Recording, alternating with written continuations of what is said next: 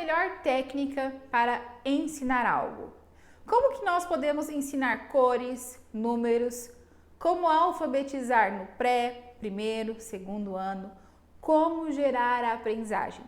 É exatamente sobre isso que nós iremos falar aqui no nosso primeiro workshop da aprendizagem infantil. Para quem não me conhece, eu sou a pedagoga Roberta Esquerdo, me formei pedagoga em 2011, mas já tenho mais de 10 anos atuando nessa área. Trabalhei por muitos anos em escola particular, até que tive coragem de abrir o meu próprio espaço de atendimento particular. Sim, hoje eu sou professora particular, atendo crianças da educação infantil até o ensino fundamental. E é muito importante saber como que cada etapa aprende, como que o cérebro de cada uma dessas crianças vai gerar a aprendizagem. E sim, esse é o papel do professor, observar e entender o que a criança precisa, o que a criança necessita aprender em diferentes épocas. Quando é um bebê, o que ela precisa? Qual que é o olhar de atenção que o professor precisa ter para essa criança? É diferente do olhar que ele tem que ter para a área mais pedagógica de uma criança que está no pré, na alfabetização propriamente dita. E, obviamente, é diferente de uma criança que está terminando o ensino fundamental, de uma criança que está lá no ensino médio, enfim. Mas a metodologia vai muito especificamente para observar, analisar cada criança. O que ela precisa aprender? Como que eu posso me conectar? Como que eu posso gerar aprendizagem nessa criança? Isso sim são pontos importantes e estratégicos da nossa prática pedagógica. Claro que não existe uma receita específica. Olha, se você fizer assim, se você fizer assado, você vai gerar a aprendizagem da criança. Não, porque o jeito que uma criança aprende pode ser diferente do jeito que a outra criança aprende. Mas, se o professor observar, se o professor entender, se o professor respeitar a criança, obviamente ele vai conseguir obter resultados positivos e entender qual é a melhor didática, qual é a melhor estratégia para gerar essa aprendizagem na criança. Na faculdade, a gente aprende muito a teoria. Eu mesmo lembro que eu estudei metodologia científica, filosofia da educação. Esses dias atrás eu até comentei nos stories sobre a pulga, de ser a pulga no pelo do coelho ou no couro do coelho, né? Aprendi muito sobre sociologia, psicologia da educação. Nossa, eu vi até um útero presencial. Quem aí fez aulas de ciências em laboratório? Sim, eu estudei sobre tudo isso. Mas a questão é que a teoria ela é importante e ela é muito bonita, mas ela é diferente da prática. A prática também é linda, mas tem vários desafios, não é mesmo? Quer ver? Eu vou dar um exemplo aqui bem simples para vocês. Às vezes a gente quer fazer uma receita, um bolo, só que a gente não sabe nem para onde que vai. A gente pesquisa no YouTube, pesquisa no Google, sites de receitas. Está lá os ingredientes, você coloca 3 ovos, tantos ml de leite, tantas gramas de farinha, mexe por tanto tempo, coloca no forno a tantos graus, etc, etc, etc. Você acha que você está arrasando. Na hora que você abre o forno, não deu nada certo. A teoria é basicamente os ingredientes, mas é o professor que vai estar ali realmente com a mão na massa. É o professor que com a sua prática, a sua constância, vai melhorar dia após dia a metodologia de executar essa receita. Conseguiram compreender? É exatamente sobre isso que nós vamos falar aqui. A importância do professor respeitar, entender cada criança, observar, pegar a teoria, analisar e colocar na sua prática pedagógica, respeitando cada criança como ser único e especial que eles são. Falei para vocês no comecinho do vídeo. Hoje eu tenho a minha própria sala de atendimento particular e eu atendo diversas faixas etárias. E é muito importante estudar, com certeza, os estágios de desenvolvimento de Piaget, de Vygotsky, não é mesmo? Mas trazer isso para o olhar e atenção de cada criança. E vocês devem estar me perguntando assim, Roberta, isso é fácil porque você tem a sua sala, você atende cada criança unicamente, individualmente, mas eu vou te mostrar como que você pode fazer isso acontecer na sua sala, mesmo com 30, 50 alunos. Eu vou te mostrar, tá bom? Então é importante a gente entender e respeitar esses estágios de desenvolvimento e analisar, compreender que cada criança tem o seu tempo, mas a gente tem que respeitar os marcos de desenvolvimento. E qual é a melhor linguagem para falar com essas crianças? Como atingir esses marcos de desenvolvimento? Eu estudei essa teoria, coloco na minha prática, compartilho diariamente com vocês no meu Instagram e vocês me dão um feedback maravilhoso. Recebo inúmeras mensagens de vocês profs, mandando mensagem falando que nossa, que deu certo tal atividade, que gerou aprendizagem, que realmente aconteceu, que fez e valeu a pena. E é exatamente esse o objetivo. Pegar a teoria, ver qual é a melhor prática, a melhor didática e obter resultados positivos. Eu já estou conseguindo gerar, vários outros professores que me acompanham e estão desenvolvendo as aulas também estão obtendo resultados positivos e agora é a sua vez. Eu sei que aqui me assistindo hoje tem muitas professoras que têm anos de experiência, como também tem muitas acadêmicas, profs que acabaram de se formar e estão pegando a primeira vez a sua sala de aula. E eu preciso aqui compartilhar com vocês que esse medo, essa insegurança é normal. Todos nós que passamos por isso sentimos esse medo, sentimos o peso da responsabilidade. E isso é muito importante. E é muito bom ter esse peso da responsabilidade. Bom no sentido, como assim, Roberto? Você está dizendo que é bom eu ficar preocupada? Você fica mais atenta, você quer fazer o seu melhor. E isso sim é bom. Mas todo mundo passa por isso.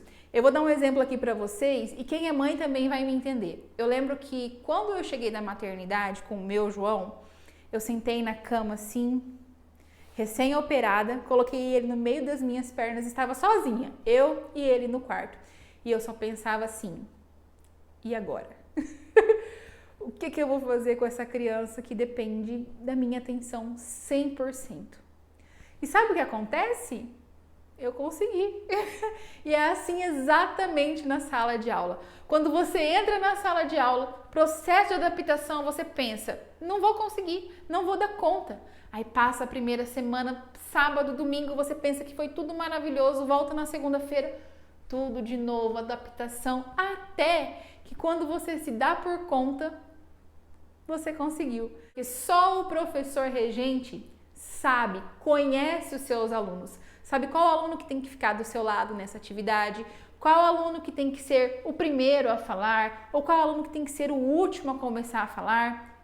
Então, só o professor que vai entender a sua prática dentro da sala de aula. É claro que, como eu disse, tem caminhos que facilitam, né? Por exemplo, não existiria melhor mãe para o meu filho do que eu mesma, mas eu tenho que estar em busca, eu tenho que me dedicar, eu tenho que entender que ele está chorando por fome, ele está chorando porque a fralda está suja, ele está chorando, enfim, né? É exatamente na sala de aula.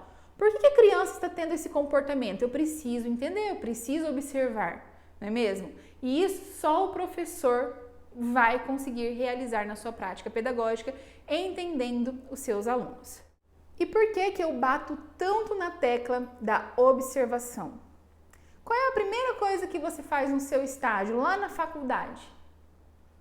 Observação. Geralmente nós temos ali uma semaninha, alguns dias apenas para observar. Observar a sala, observar a professora, qual é a estratégia que ela está usando, para depois a gente montar o nosso plano de aula. Então, a observação, ela é extremamente importante, nós já percebemos isso lá na faculdade. É que muitas vezes passa batido, despercebido, mas sim, quando a gente aprende a observar, tudo flui melhor. Esses tempos atrás eu estava estudando e o palestrante, eu vou colocar o nome do palestrante aqui, ele falou a seguinte frase, que é uma pena que as professoras conhecem mais sobre o motor do carro delas do que sobre o cérebro da criança. Quanto você conhece do motor do seu carro? A gente sabe que ele funciona, né? A gente sabe que ligar a chave ali, rodar, a gente sabe dirigir. Mas como que o mecanismo que faz ele andar funciona? A gente não sabe. Pelo menos eu. Então a gente precisa entender que a criança ela tem esse cérebro, essa máquina, e a gente precisa entender como que faz essa máquina andar. Como que faz gerar os resultados que nós, enquanto professoras, estamos correndo atrás. Estamos querendo desenvolver na criança a aprendizagem. A gente precisa entender. Olha uma curiosidade importante, prestem bastante atenção nisso que eu vou falar aqui para vocês agora.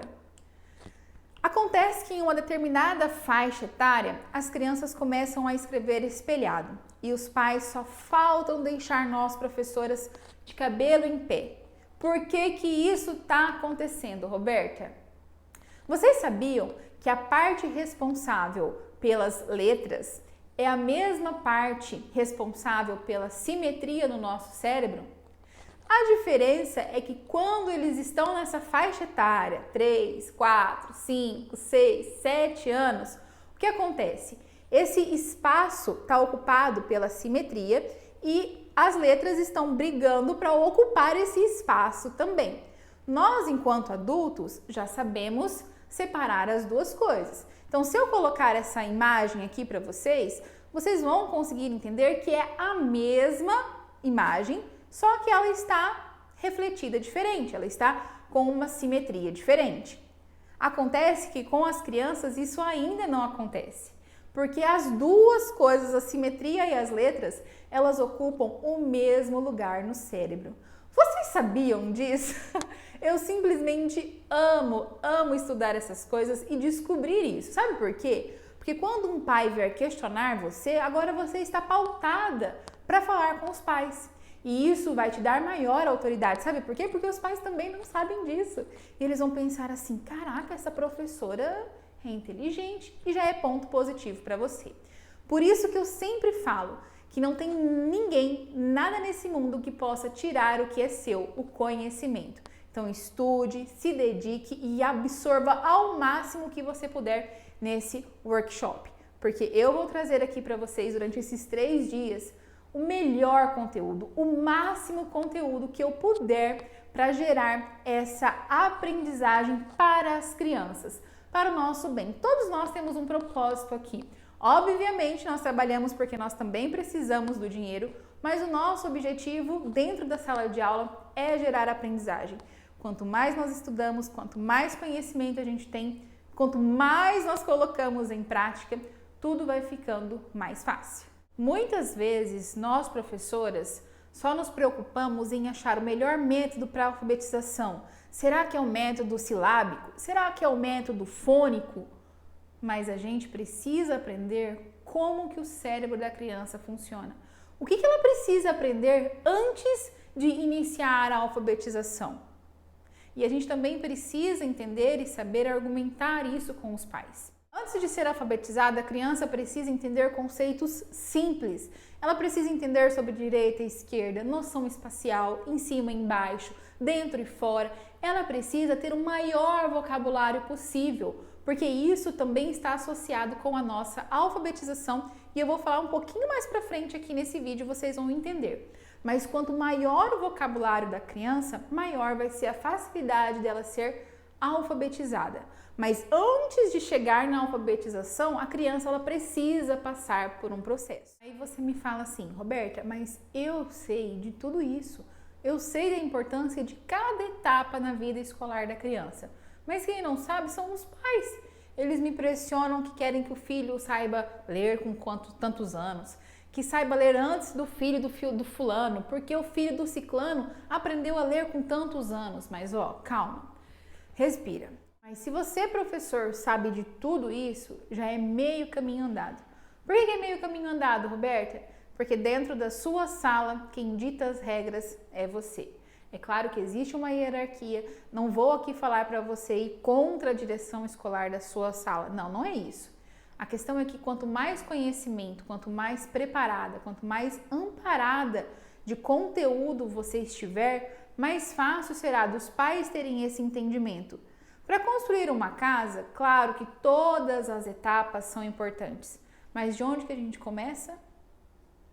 Do básico, a gente precisa fazer um alicerce. Qual que é o alicerce da criança? Qual que é o alicerce desse processo de alfabetização?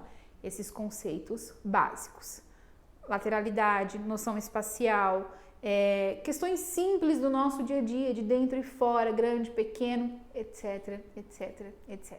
Mas antes da gente prosseguir com essa aula, eu quero saber se você está empenhada, se você vai se dedicar e se comprometer com o nosso workshop.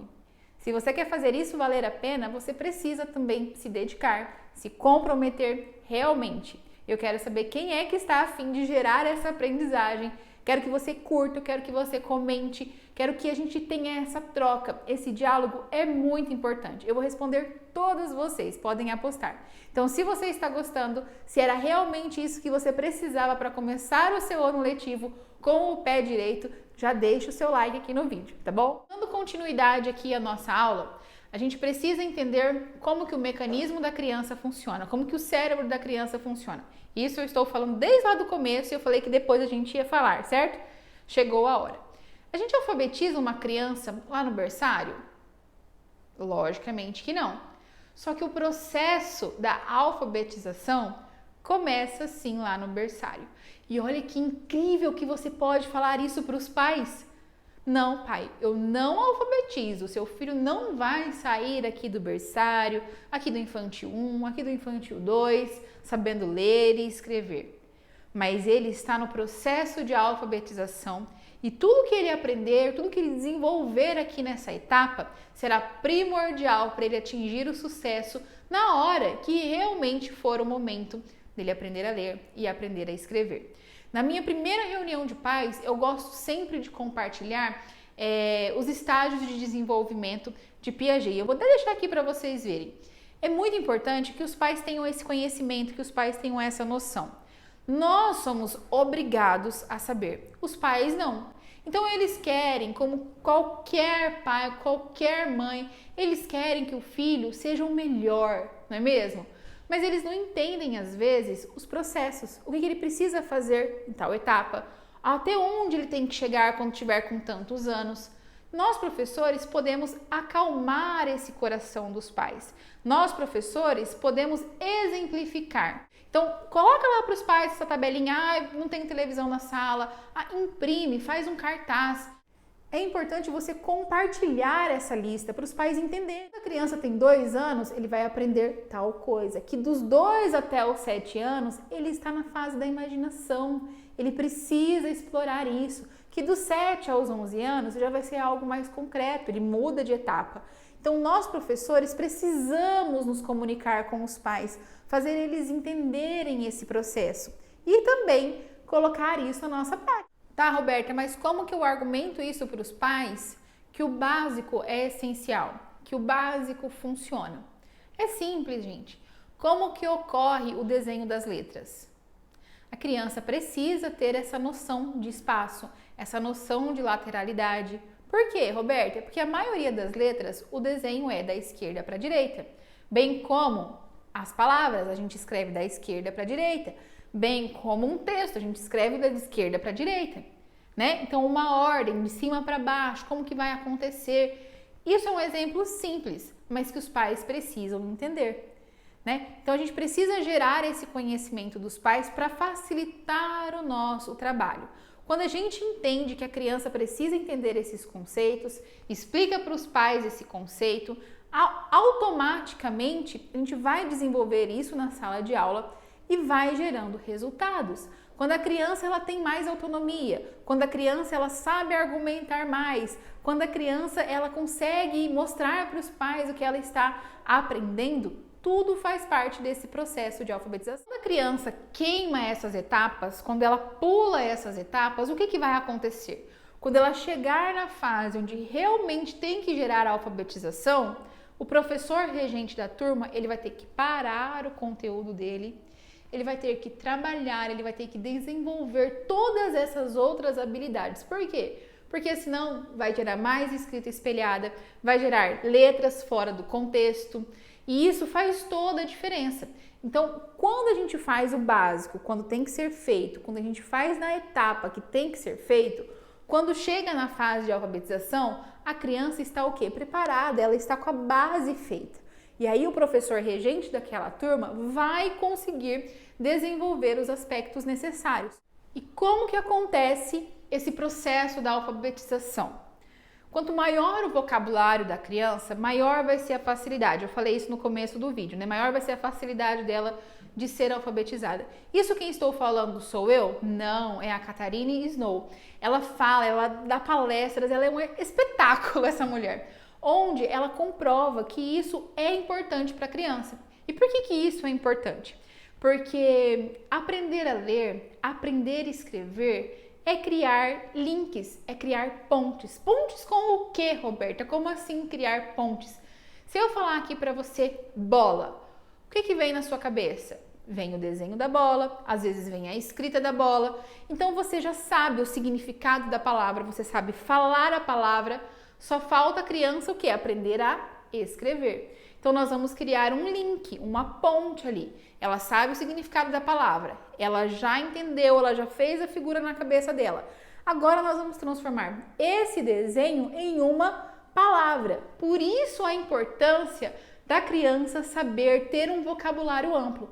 Quanto mais palavras ela conhecer, quanto mais palavras ela entender o que significa, mais fácil depois vai ser ela criar essas pontes.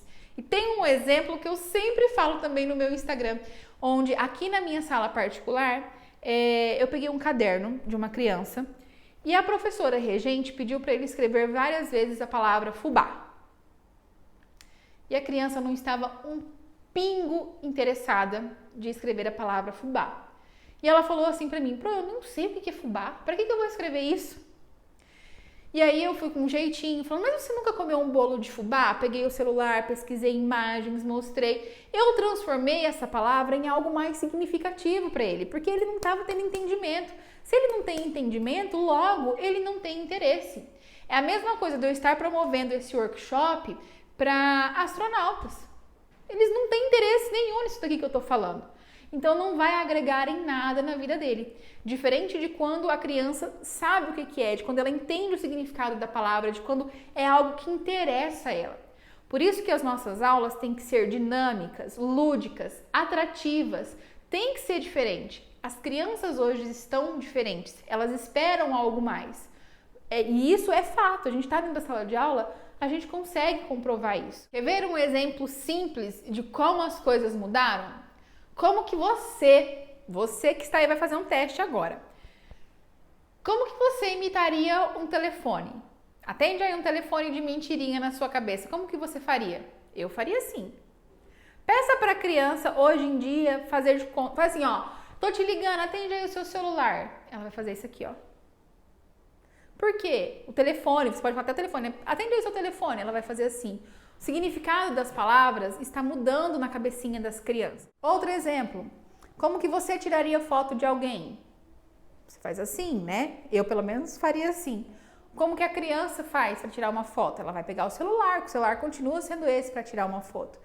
Então, a gente precisa entender que as crianças trocaram alguns significados. As palavras mudaram para elas, né? As palavras continuam sendo as palavras, mas os significados mudaram e a gente precisa trabalhar em cima desses significados para as crianças, para depois ficar muito fácil de criar essa conexão, para criar essa alfabetização. Roberta, mas em sala de aula, como que eu posso fazer, como que eu posso criar esse link, como que eu posso criar como que eu faço isso acontecer na minha sala de aula? Então a gente pode fazer isso com a própria decoração. Pegar etiquetas e escrever cadeira e colocar na cadeira. Lousa, escrever na etiqueta a palavra lousa. Por quê? Isso em 1 dia, 2 dias, não vai fazer a aprendizagem acontecer. Mas com o passar do tempo, a criança vai ver aquilo todo dia, vai ter maior contato. Por que as crianças aprendem primeiro o nome? Porque é algo que a gente ensina mais, né? É algo que elas veem mais, às vezes na decoração do quarto, na bolsa, no caderno, no crachá de mesa.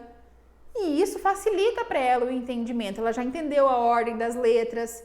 É a mesma coisa, é só a gente saber explorar isso. Na própria decoração da sala de aula, a gente pode fazer essas pontes, criar esses links para gerar essa aprendizagem mais significativa para a criança. Isso não sou eu quem estou dizendo, quem já leu o livro Alfaletrar, da Magda Soares, já vai entender que isso é um posicionamento dela. São estratégias que a própria autora compartilha conosco para a gente poder agregar na nossa prática pedagógica. E se você assistiu a nossa aula até agora, eu quero fazer um combinado com você, uma troca. Você concorda comigo que você irá receber alunos de outra professora, você vai passar os seus alunos para outra professora? Concorda, né? Então, quanto mais professoras estiverem aqui assistindo, entendendo a importância de tudo isso que nós estamos dialogando aqui, vai ser melhor para você, melhor para os seus alunos, melhor para a nossa sociedade. Então, eu tenho um combinado para fazer com vocês. Quem estiver compartilhando, que assistiu, que participou, convidando as suas amigas para vir assistir, participar do nosso workshop, eu vou estar presenteando vocês com essas fichas, um arquivo em PDF, com essas fichas para trabalhar com as crianças, tanto de animais quanto de frutas. Aqui a gente vai trabalhar com letras móveis e também vou estar disponibilizando o mapa da empatia. Esse mapa da empatia é maravilhoso para nós, enquanto professores, refletirmos como que nós vamos trabalhar com os pequenos e também para presentear os pais na reunião de pais, em algum momento, no momento da entrevista, da anamnese com os pais. Então, eu vou estar compartilhando com vocês esses arquivos para quem me marcar lá no Stories, compartilhar, porque quanto mais professores, quanto mais a gente mostrar a importância da nossa educação, da educação infantil, melhor para nós enquanto professores, melhor para a nossa sociedade. Mas eu vou dar um spoilerzinho do que vai ter amanhã na nossa aula. E sério, amanhã a nossa aula vai ser incrível. Eu vou entrar especificamente mais no assunto da didática, das metodologias, vou compartilhar fichas com vocês, fichas para desenvolver a noção espacial, enfim. Então, amanhã nós vamos abordar mais sobre a didática, sobre diferentes metodologias para atingir maiores resultados, como que eu preparo a minha sala de aula, enfim. Então, coloca aqui nos comentários o que você achou da nossa aula de hoje, compartilhe nos seus stories para receber os arquivos e eu espero vocês amanhã. Um beijo, tchau!